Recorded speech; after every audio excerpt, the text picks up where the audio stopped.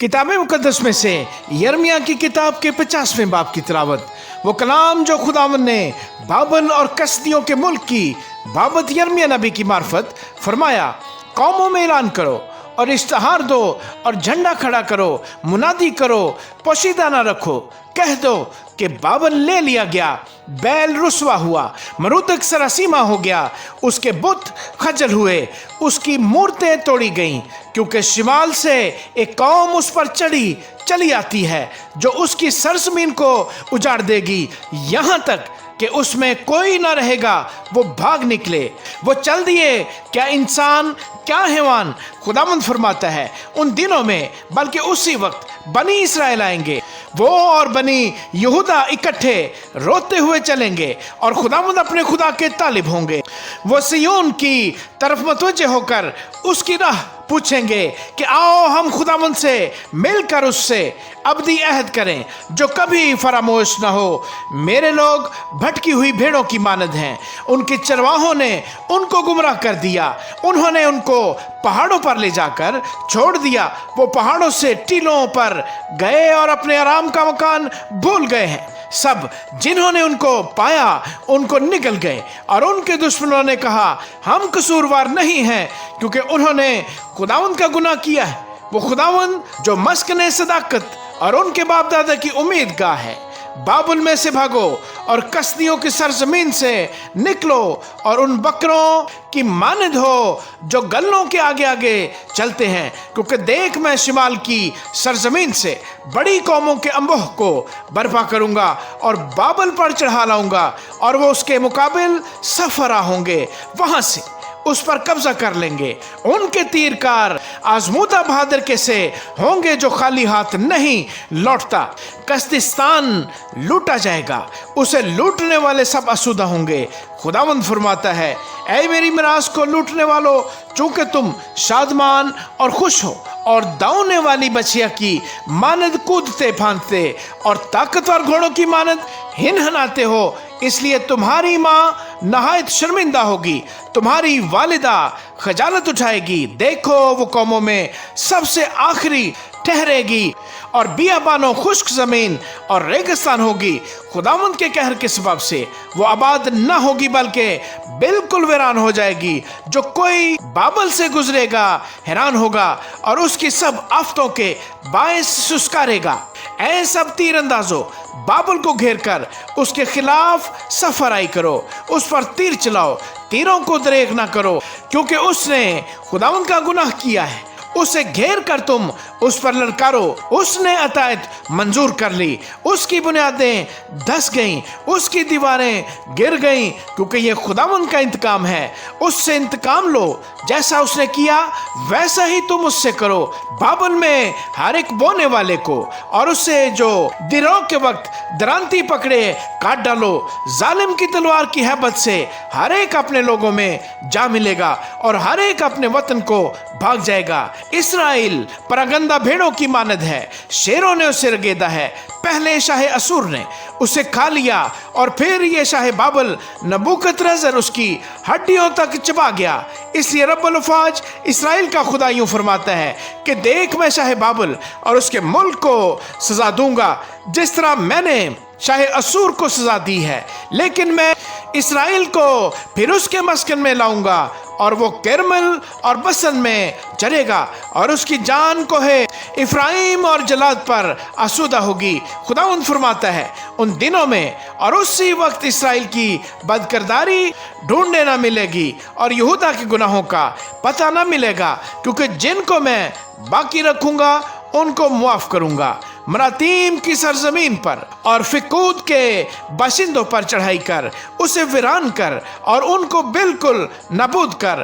खुदावंद फरमाता है, और जो कुछ मैंने तुझे फरमाया है उस सब के मुताबिक अमल कर। मुल्क में लड़ाई और बड़ी हलाकत की आवाज है। तमाम दुनिया का हथौड़ा क्यों कर काटा और तोड़ा गया। बाबल कौमों के दरमियान कैसा जाए हैरत हुआ। मैंने तेरे लिए फंदा लगाया और ऐ बाबल तू पकड़ा गया और तुझे खबर न थी।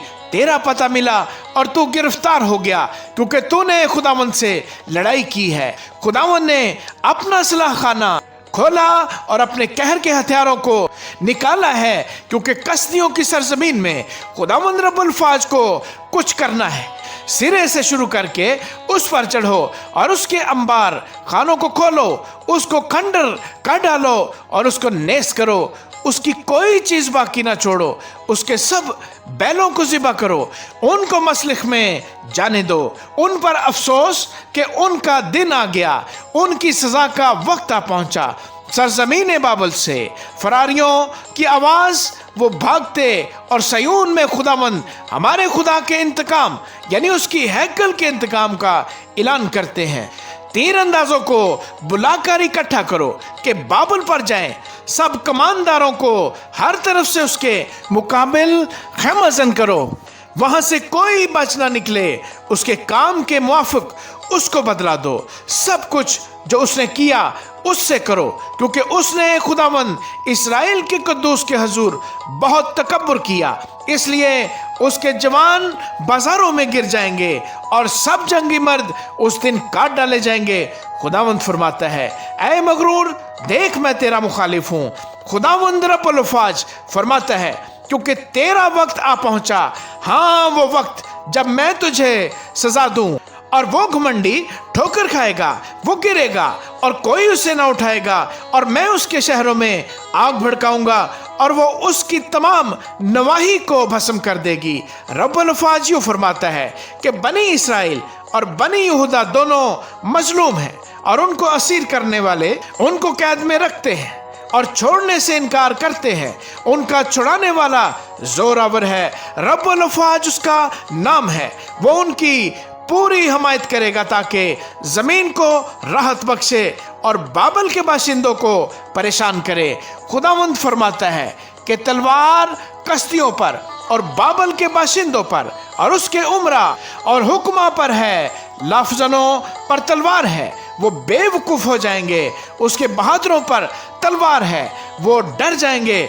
उसके घोड़ों और रथों और सब मिले जुले लोगों पर जो उसमें हैं तलवार है, वो औरतों की मानद होंगे।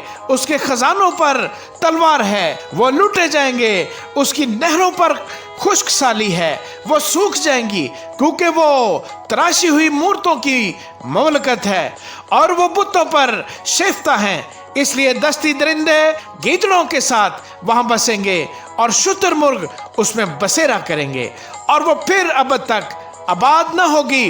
पुश्त दर पुश्त कोई उसमें सुकूनत ना करेगा।